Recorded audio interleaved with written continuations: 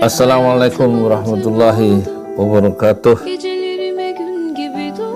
Saya Yudi Pramuko, tukang donat dari Parung Turun tertua di semesta.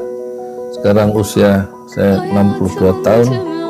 Dan kemarin saya melihat sambil tiduran channel Deddy Corbuzier tentang kekerasan rumah tangga yang dialami oleh Vena Melinda dan dua anak laki-laki yang diwawancara, yang tampaknya hubungan mereka harmonis, sangat santun ya, antara kedua kakak beradik ini. Dan the big idea-nya 1 jam 6 menit saya nonton. Jadi ide dasarnya atau persoalannya yang utama adalah persoalan kesepian ya dari seorang Vena Melinda. Tulang rusuk nggak ada fracture, nggak ada patah, nggak ada apa? Retak. Tulang rusuknya retak setelah dianiaya oleh Ferry Irawan ya. Yang kata Deddy Corbuzier ini judulnya, ternyata parah aslinya Ferry Irawan kayak psikopat.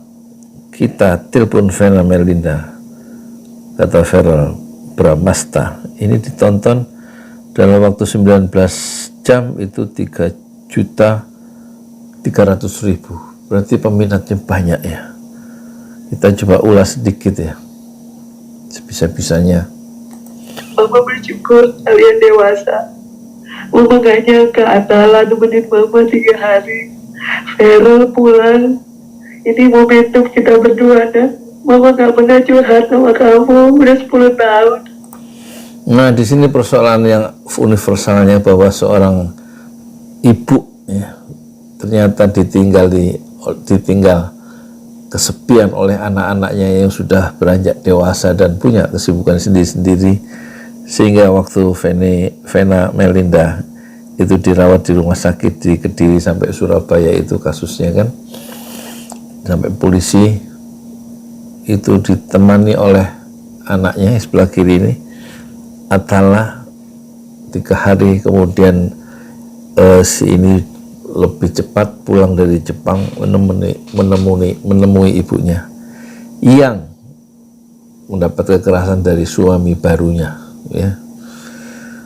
Suami pertama bercerai, dan ini suami kedua yang baru dikenal setahun atau 3 bulan itu langsung menikah, dan terjadilah bencana itu. Dia mengalami kekerasan rumah tangga ya, hidungnya berdarah, terjadi pecah pembuluh darah di hidungnya dan rusuknya patah, dan ada kerinduan, ada kegembiraan hidup ketika Vena Melinda itu ditemani kembali sama anak laki-lakinya ya, waktu dia mendapat musibah.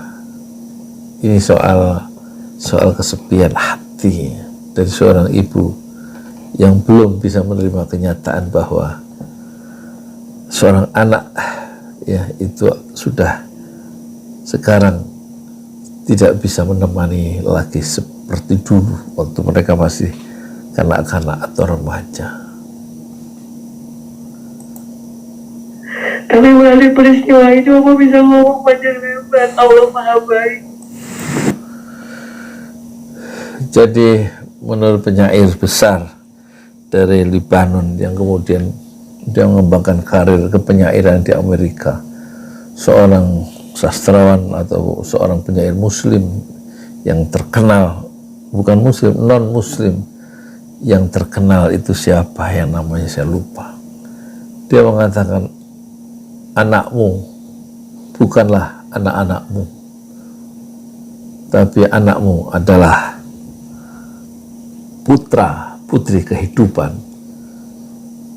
Anakmu bagaikan busur panah, anakmu bagaikan anak panah, sedangkan engkau orang tua bagaikan busurnya. Adalah kewajiban orang tua adalah melesatkan anak panah itu ke masa depan.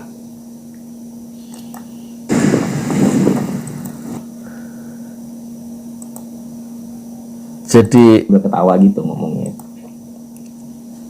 Dari podcast Deddy Corbuzier ini kita belajar banyak ya,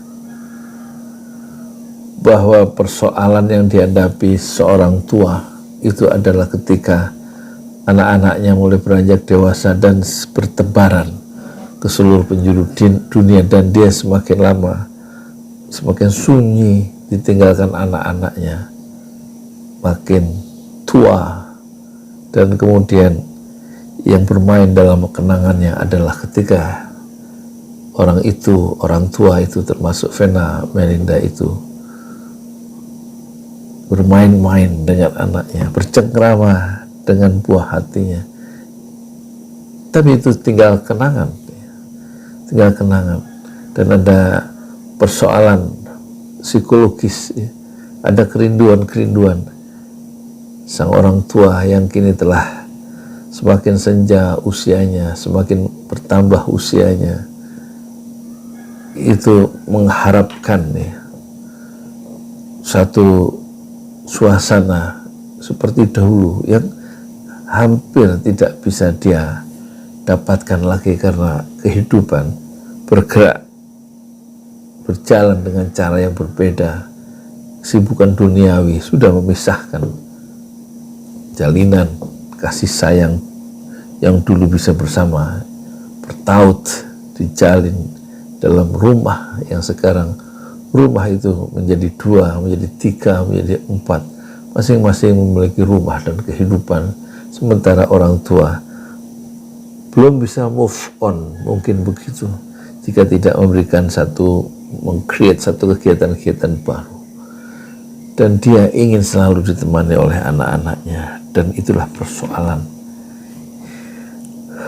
yang dihadapi oleh Vena Melinda. Apalagi setelah bercerai dengan suaminya, dia ingin ditemani oleh pendamping hidupnya yang ternyata mengecewakan dan justru membunuh keinginan mulianya untuk hidup.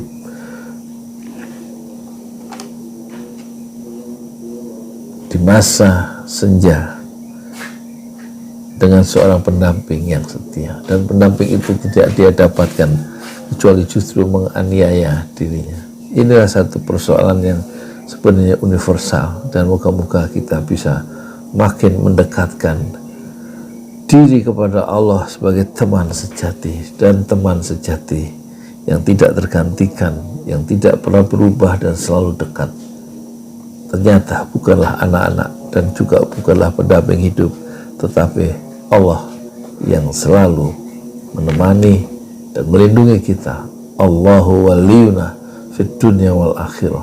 Allah lah pelindung kita dalam kehidupan dunia, dan Allah juga pelindung kita dalam kehidupan akhirat. Dan soal kebahagiaan itu juga Allah yang menurunkan. Bukanlah kebahagiaan itu dicari dalam pendampingnya, dalam pribadi pendamping kita yang kita idealisasikan sebagai pendamping yang ideal dan pendamping hidup yang sejati, ketenangan yang sejati, bukan juga dikelilingi oleh anak-anak, tapi ketenangan sejati jika kita selalu memupuk, menertibkan ibadah-ibadah kita, sehingga Allah menurunkan rasa tenang kepada orang-orang yang semakin meningkat keyakinannya terhadap Allah. Huwallazi anzala as-sakinata fi qulubil mu'minin liyazdadu imanan ma'a imanihim.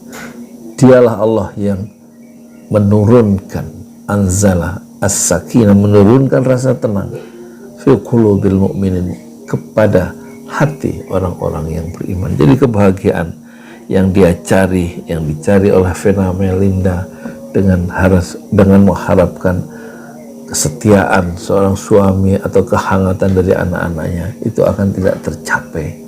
Kebahagiaan tidak akan dia dapatkan kecuali dia mencari Tuhan kembali, karena Allah lah sumber kebahagiaan, dengan cara menurunkannya kepada jiwa-jiwa yang kehilangan orientasi, yang kemudian kembali menemukan Tuhan dengan cara beriman dan menertibkan ibadah kepada Allah, sehingga keimanan itu makin tumbuh, sehingga keimanan itu makin subur, sehingga keimanan itu makin membuat hati menjadi tenang.